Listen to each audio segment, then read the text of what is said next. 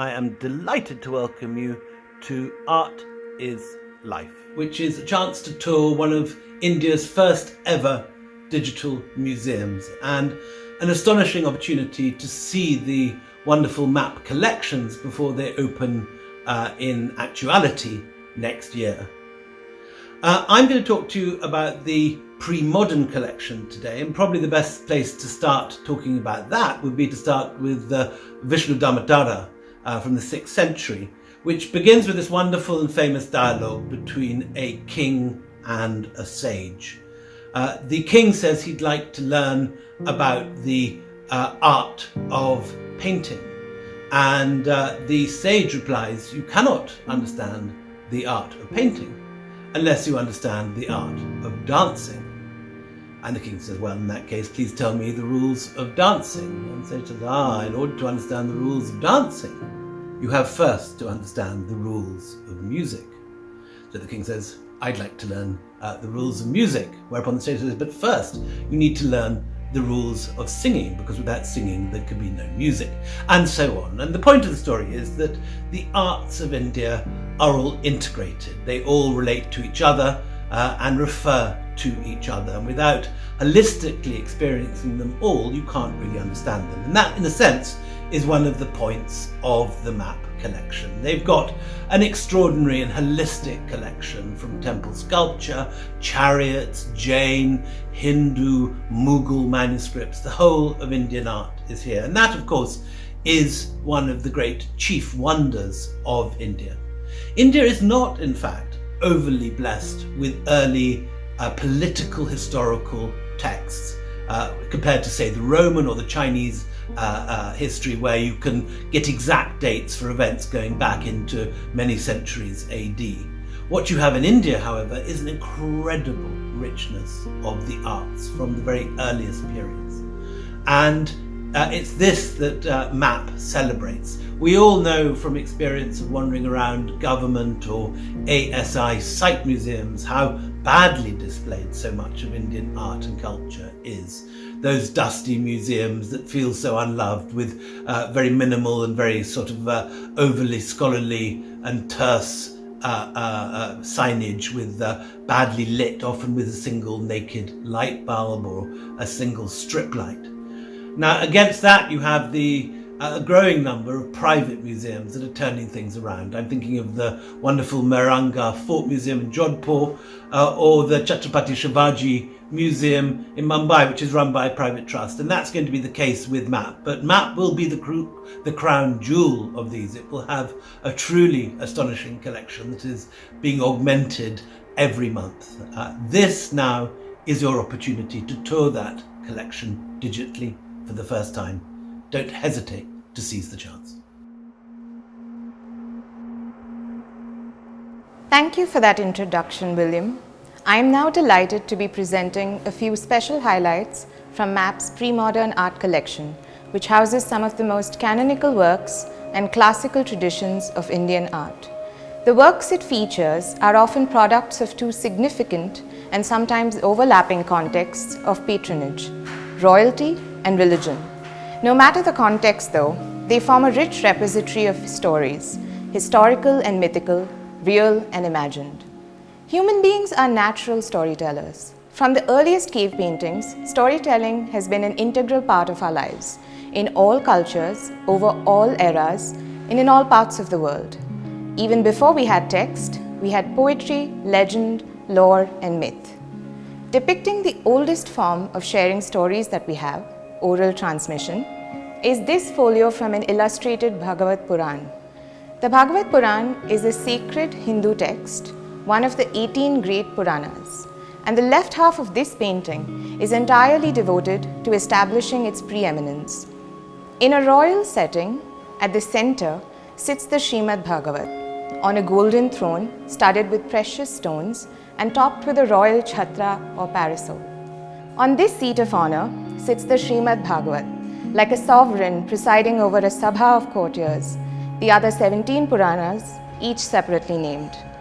On the right register, the focus is on how this celebrated text was transmitted across space and time by Vishnu himself, who instructs Brahma, Brahma, who in turn conveys it to the divine sage Narada, and onwards from Narada to Vyasa, Vyasa to his son Shukadev, lastly Shukadev to the king Parikshit, throned as heir to the Pandavas in Hastinapur.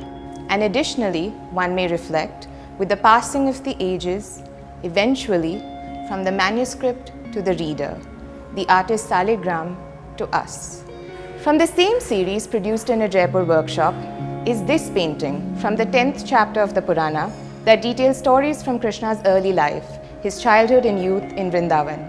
In this episode, rarely illustrated, the gopis are looking for Krishna who is missing. Their intense love and devotion for him drives them to madness in his absence, and they begin asking the plants, trees, and creepers around them if they have seen him. In this enigmatic portrayal, 7 groups of gopis are depicted besides 7 kinds of plants, eagerly seeking news of Krishna and the name of each plant inscribed on the side. At first glance, they seem somewhat identical, as if the painter had but traced the group over and over. Yet when one looks closely, the work highlights the true wonder of miniature paintings, their extraordinary detailing. Countless minor variations may be observed in the renderings of the individual gopis, from the single curls that escape their veils, the ghagras and earrings that adorn them, to their elegantly rendered faces, in particular their eyes. The representation of love, devotional, erotic, or romantic, could in many ways be considered the central theme of Rajput miniatures. This 18th century painting from Bundi portrays the romance of Soni and Mahiwal.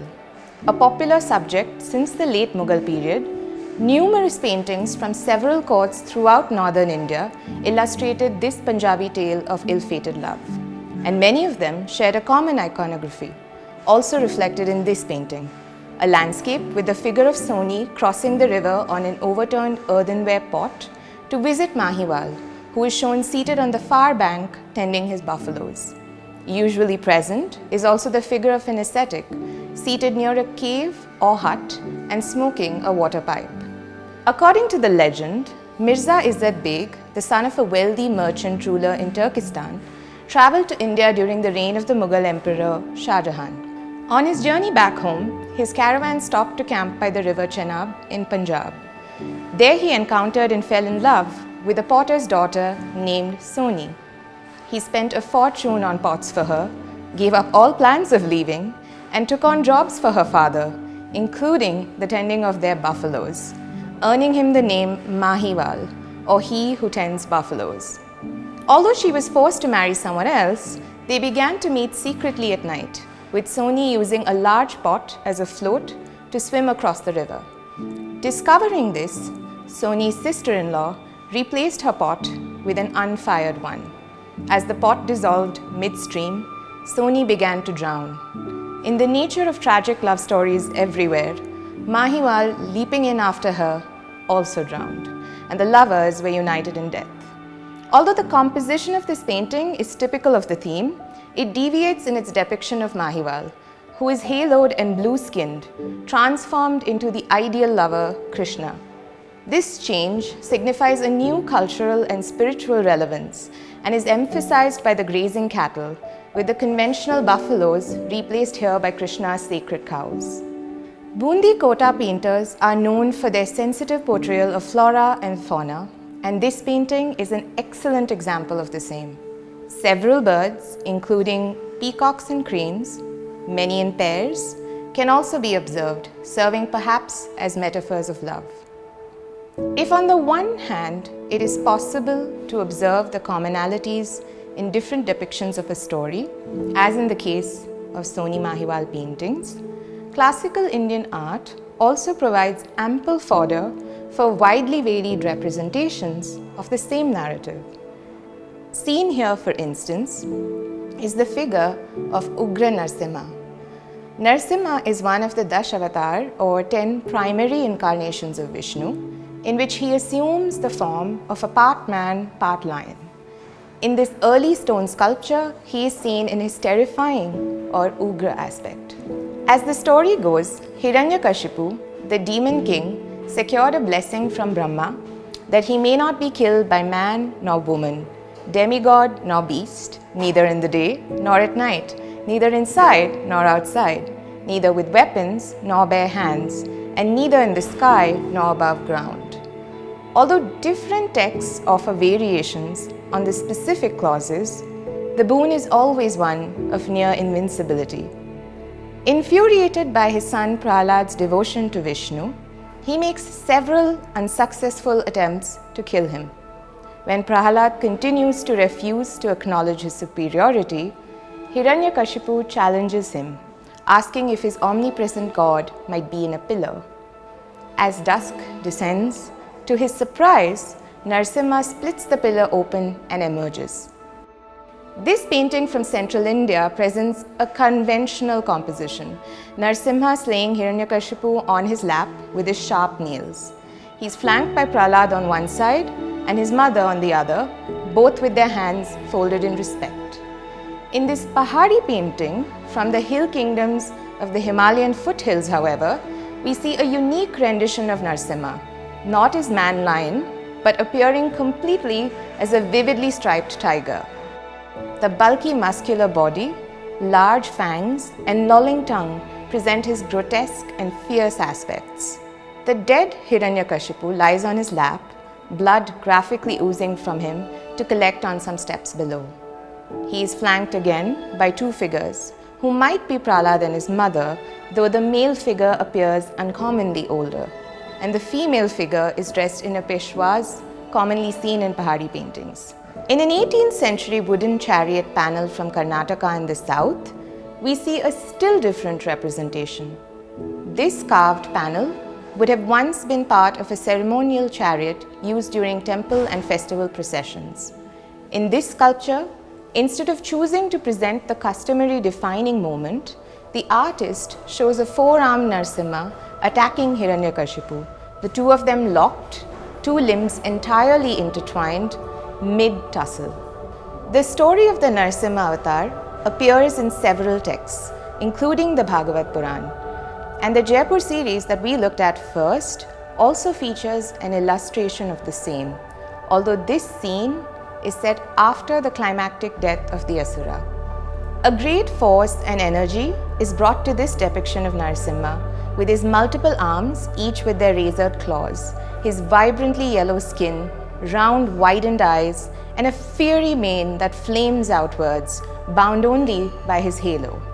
To add to his ferocious appearance, he is shown wearing the blood-filled veins of the dead Hiranyakashipu as a garland, something rarely depicted. Here we see how even after killing Hiranyakashipu, Narsimha remains enraged. At Brahma's request, Prahlad seeks to pacify him with several prayers. Apart from the tiny young Prahlad and Brahma, also present are Shiva, Lakshmi, and a group of sages standing in respect. Although this part of the story is clearly its central focus, the painting does present a broader picture. On the left, we see Vishnu, still as Narsimha, though now calmed, retiring back to his abode accompanied by his consort Lakshmi. While outside the palace on the upper right, Prahlad performs the final rites of his father, burning his body as other asuras pay their respects. This playful and flexible approach to the understanding and depiction of time and space is a key element of Indian painting. Underlining this aspect, an allusion is made again to the transmission of the story, and on the top left, we see the narrator sage Narada conversing with Yudhishthir. And so we come full circle. It is a truth universally acknowledged that everyone loves a good story. Faith, hope, love, history. Our stories make them all come alive. I'm pleased to introduce next Madhu Nataraj, Director of STEM Dance Kampni and the Natya Institute of Kathak and Choreography, who will be presenting a special performance along with her troupe. We'd like to thank them all for taking the time to choreograph this piece in response to two paintings from MAP's pre-modern art collections. One that depicts the gopis searching for a missing Krishna, and one of a Nayika, drawing from the tradition of the Ashtanayikas, or 8 types and states of a romantic heroine. Greetings, Namaskar. In this Covidian Kal, the arts have offered the world a space for reflection, respite, and dialoguing. As an artist, I have felt the need to reboot, realign my intent, recalibrate, and reinvent. And all of us have embraced this virtual space and looked at more cross-illumination between the arts. And therefore, it was a delight when MAP asked us to respond to a certain genre of paintings. It seemed apt to respond to the Rajasthani miniature art we were offered with Kathak. Kathak brings together the Hindu and Islamic ideology in thought, design, and of course the physicality. And miniature paintings also have this merging and collision of so many influences, whether it's Kangra, it's Mughal, Rajasthani. So the two paintings had one undercurrent in common, and that was waiting. And somehow it seemed very apt, this component in our lives of waiting, as we all are together in this pandemic generated endless wait. Some of us are waiting to see what happens, what is going to happen at the other end of the pandemic. And therefore this piece is called Naika, embodying love in waiting.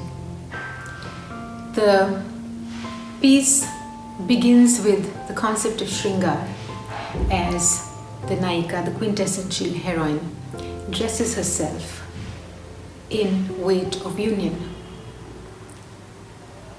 There's a beautiful concept that my guru, Dr. Mayra, would always talk about. She said, how is it possible for there to be union unless you experience separation, sanjog and viyog?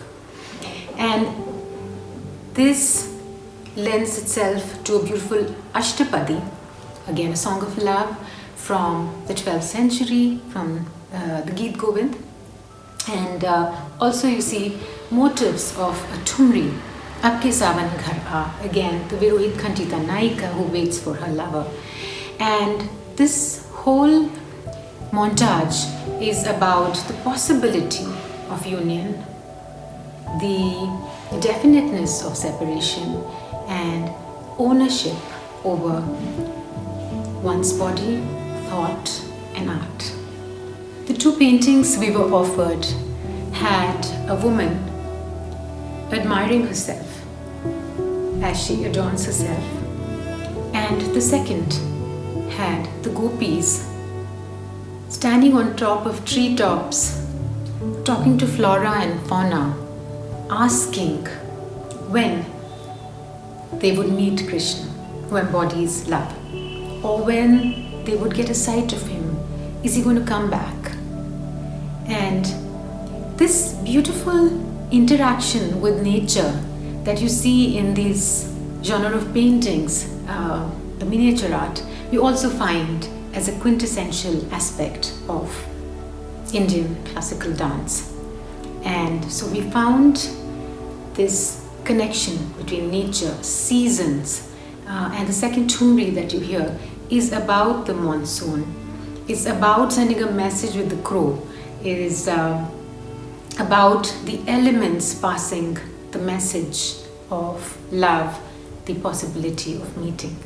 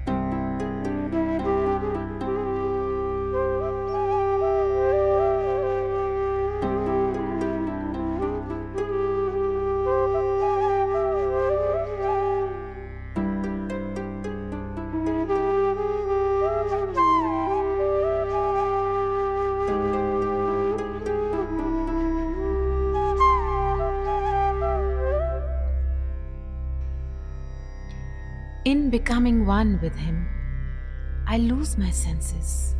I forget.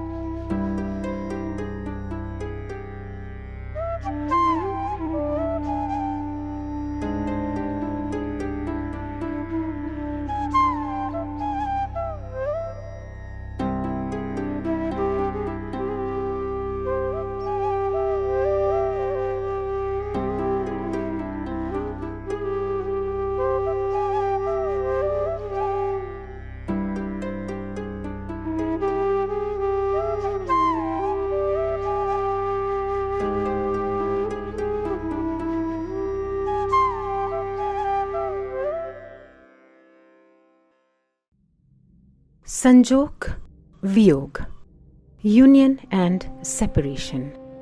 One is possible because the other is. Nature, the seasons, become powerful propellers of the passionate state of lovers.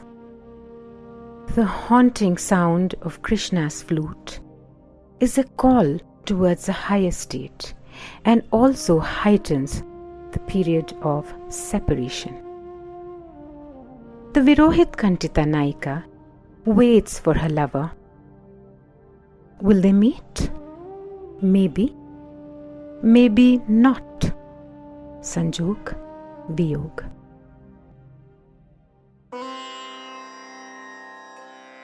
If remembering Hari enriches your heart, if his acts of seduction arouse you, listen.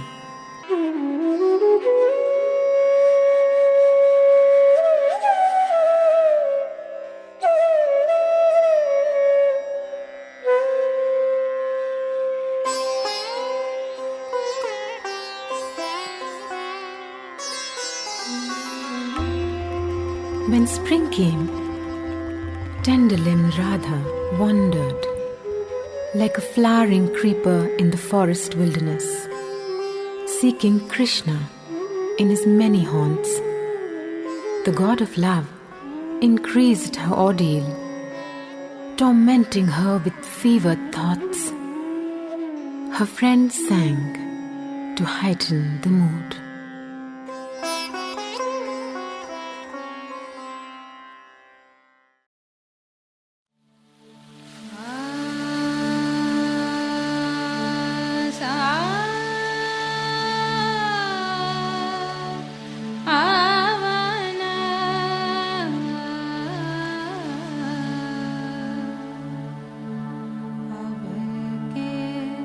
सावन घर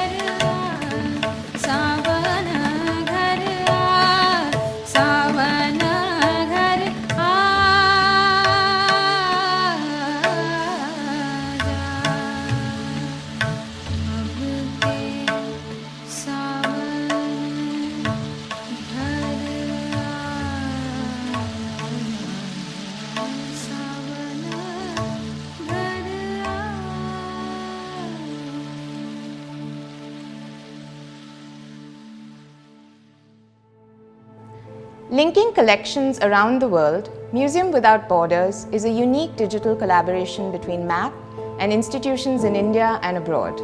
Each episode in this series juxtaposes an artwork from MAP with an object from a partner museum, exploring commonalities and differences in style, subject, or narrative. In a time of restricted mobility, this initiative helps to build bridges between people, collections, and institutions. MAP's collaboration with the Detroit Institute of Arts features two goddesses from South India, a Brahmani in MAP's collection and a Yogini currently housed at the DIA. This video outlines the historical underpinnings of the sculptures, where they likely originated from, and how they made their way into museums in India and abroad. Exploring both similarities and differences in their composition and histories, Catherine Kastorf, curator at the DIA, examines how both goddesses embody facets of Ugra and Saumya, the fierce and the gentle.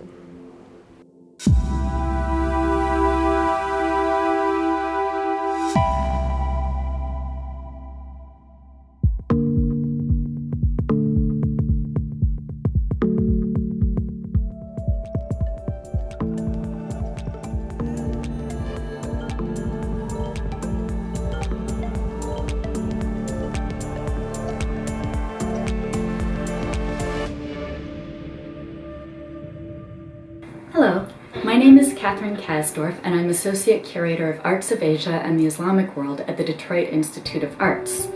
I'm thrilled to be collaborating with the Museum of Art and Photography in Bengaluru on their Museums Without Borders series.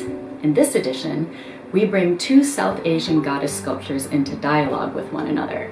One, in the collection of MAP, depicts the goddess Brahmani. The other, which now resides at the DIA, is a type of goddess known as the Yogini. These two goddesses may have their share of differences. Most noticeably, the Yogini appears ferocious and threatening, whereas the Brahmani looks more serene. But as we'll see, they also have a few things in common. Both sculptures date to about the 10th century, or possibly the late 9th, and they come from different parts of southern India. The Yogini was carved in the northern part of Tamil Nadu, when that region was in a transitional moment between the Pallava and Chola periods. The Brahmani comes from southern Karnataka, most likely in a region ruled by the Nolamba dynasty, though political borders were similarly fluid there. Expertly chiseled in stone, an expensive medium, both sculptures must have cost their patrons a significant sum.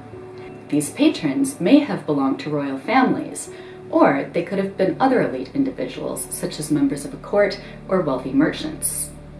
The sculptures were carved on different scales. The Yogini, with her curved backdrop rising up 117 centimeters or 46 inches, is human-sized, while the Brahmani is 70 centimeters or 27.5 inches tall.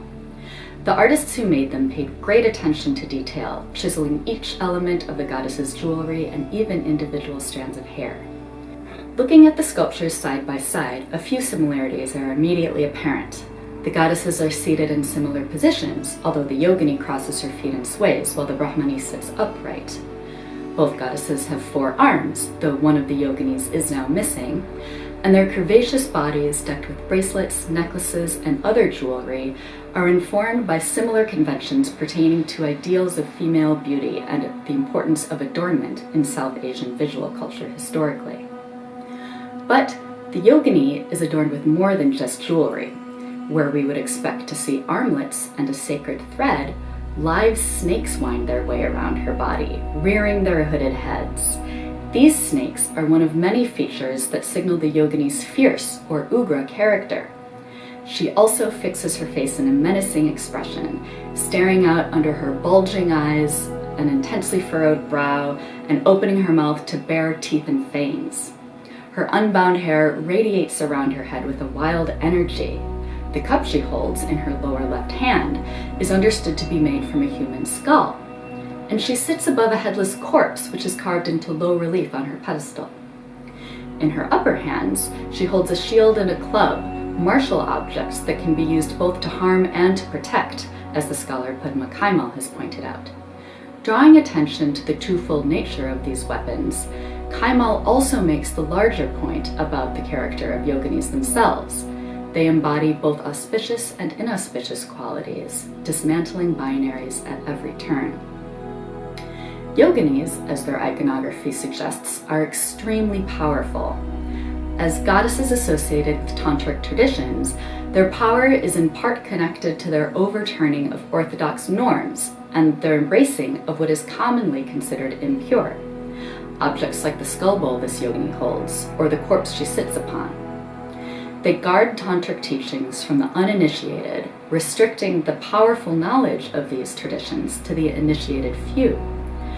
To individuals who hold this knowledge and who correctly perform the arduous practices it demands, yoginis may grant great powers, even supernatural powers such as the ability to fly, the ability to become very large or very small, victory over one's enemies, and other magical abilities.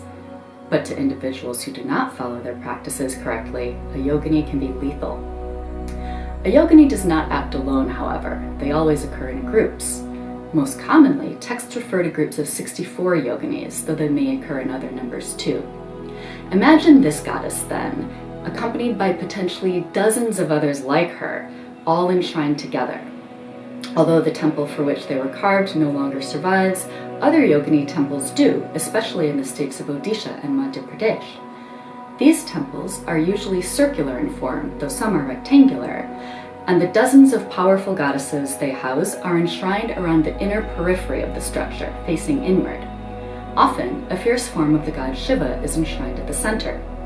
The temples are open to the sky, a feature that scholars such as Shaman Hatley connect with the yogini's ability to fly. The Yogini sculpture that is now at the DIA is one of several that were found together in the region of Kanchipuram, Tamil Nadu in 1926 by the French archaeologist Gabriel Chevaux-Dubreuil and his Indian associate Thangavelu. We know that the sculptures were no longer in their original temple at this time. Indeed, no trace of that temple is known to exist. The exact context in which they were found and just how Thangavelu and Chevaux-Dubreuil negotiated their acquisition are matters that are not entirely clear. These questions are the subject of ongoing research. In the late 1920s, Chevaux-Dubreuil sold 16 sculptures, including 10 yoginis, to the Paris-based art dealer C.T. Liu, and in the ensuing decades, they entered various collections across Europe and North America. One of the yogini sculptures remains at the Government Museum in Chennai. Around the same time that Thangavelu and Chevaux-Dubreuil collected the yoginis, they also collected a number of other sculptures. One of these, now housed at the Asian Art Museum in San Francisco, is a Brahmani sculpture very similar in size to the one in Mapp's collection. Brahmani, as her name suggests, is related to the god Brahma, and they share many of the same attributes. Most distinctively, Brahmani has 4 heads like Brahma, although only 3 are carved in the Mapp and AAM sculptures. She also holds a rosary or akshamala and a water pot or kamandalu. We see those 2 objects in her 2 upper hands. The Mapp Brahmani holds her lower right hand in the gesture of protection and reassurance, Abhaya Mudra. The object she holds in her lower left hand is worn and not fully identifiable. Perhaps it was meant to represent a lotus pod. The hand that holds it makes the gesture of generosity, Varada Mudra, the same gesture that the Asian Art Museum Brahmani makes with her lower left hand. Brahmani belongs to a group of 7 or sometimes 8 goddesses known as matakas, or mothers. They're not mothers in a conventional sense, although one of their origin stories positions them collectively as mother of the god Skanda. In another origin story, they arise to help the supreme goddess Devi in her fight against the demons Shumba and Nishumba. Many of the matrikas, including Brahmani, are female counterparts of male gods and share many of those gods' attributes. For instance, Vaishnavi relates to Vishnu, Aindri to Indra, Maheshwari to Maheshwara or Shiva, and the boar-faced Varahi to Vishnu's boar incarnation, Varaha. They are not seen as consorts or components of these gods, however, but as aspects of Devi, the great goddess. Despite the tame appearance of Brahmani and many of the other matrikas, though not all of the matrikas, the skull-bearing emaciated Chamunda is also part of the group, matrikas have a fierce side. In Puranic traditions, they defeat demons on the battlefield and then drink their blood. In earlier traditions, they're even fiercer and more dangerous. This blending of Ugra and Saumya, ferocious and gentle, is similar to the combination of threatening and alluring qualities we see in the Yogini. In fact, Yoginis and matrikas are closely related. Early texts about Yoginis describe them as belonging to clans led by matrikas, and some Yogini temples enshrine matrikas too. More commonly, however, shrines to matrikas are associated with temples to the god Shiva, and this is the most likely context for which the map Brahmani was carved. Usually, matrikas are placed in the southwestern area of a Shiva temple, whether in their own separate shrine or along the plinth in the main hall of the temple. We aren't sure where all of this Brahmani's companion matrikas are now, but much like Yoginis, they would have manifested their power, their Shakti, collectively. Today, in Bengaluru, in Detroit, and elsewhere, these goddesses, even on their own, still project an unmistakable power. Thank you.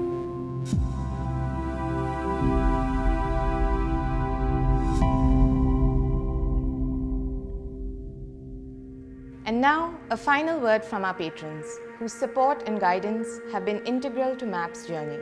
City has had a long-standing commitment to arts and culture globally. In India as well, we've been promoting India's cultural identity for over 25 years. We've had some significant partnerships with the likes of NCPA and the Chhatrapati Shivaji Maharaj Vastu Sangrahalaya in Mumbai, and we're very proud of our association with them in promoting art and culture. So when the idea of the Museum of Art and Photography came up, and very ably headed by Abhishek Padar and his team, City was one of the founding patrons, and we were very proud to get on board in promoting the vision which Abhishek had put out for MAP. Like everyone else, MAP's plans on the physical rollout of the museum was obviously impacted by COVID. But I think what's been particularly impressive of Abhishek and his wonderful team has been the very agile and quick pivot which they made to the digital and online dissemination of their vision, and which would frankly unleash and disseminate the art and culture to the Indian masses in a manner which a physical world is never capable of doing. And I think that's in a way a real plus of what's come out of the COVID situation. What's also very impressive is the number of global collaborations and tie-ups MAP has been able to do through this period, which gives a lot of Indians access to world-class art and cultural pieces, which in a normal course would not easily be available. They've also been very active on the social media during the lockdown period, which obviously grows the online community of followers. A lot more support coming in, I believe, from the donor community as well. So I think it's been very impressive how prolific they've managed to be through the lockdown and through the whole COVID situation. So I think from our perspective at City, we are very proud of our association with MAP. I think we wish them the best in their journey, and I'm sure it's going to be a very successful execution of what clearly was a wonderful vision set out by Abhishek. Thank you. It's Saskin Foundation's honor and privilege to be associated with MAP. Our journey started around the time Abhishek had formed his vision which I believe was around 4 to 5 years ago. It was very hard not to be captivated by the vision and dream Abhishek had. One, because Abhishek is captivating. However, when I see how the vision has unfolded over the last many a year and try to compare with what one had in mind then, it far exceeds what one had bargained for. The obvious question that would come to one's mind is why support an initiative like MAP? The obvious answer that comes to me today also, which I believe came to me then, we as a nation need many world-class museums, and why not start with Bangalore, a world-class city? We have many museums in the city, and this will indeed be one more feather in the cap. When we do travel the world, the most obvious places one visits is a museum. Traditionally, they house the history, both local and of the world. Why would we, as Saskin Foundation, miss an opportunity to support the creation of one such institution, which was being dreamt of from grounds up? The obvious answer came in the form of MAP. I leave it to your imagination, which is the cart and which is the horse. Today, indeed, a memorable day for all of us, when MAP is formally being launched, that too in a novel, virtual manner. I understand history is being created live, whereby a large number of people are present for the opening ceremony. I would like to see MAP thrive and take this vision to many places across India, so that the minds can be opened to the world of art, particularly the younger minds. It does help create a more balanced perspective when one is exposed to the world of art, thereby creating a more tolerant society. I wish all the success to MAP on this path of excellence, and we look forward to our continued support. Thank you.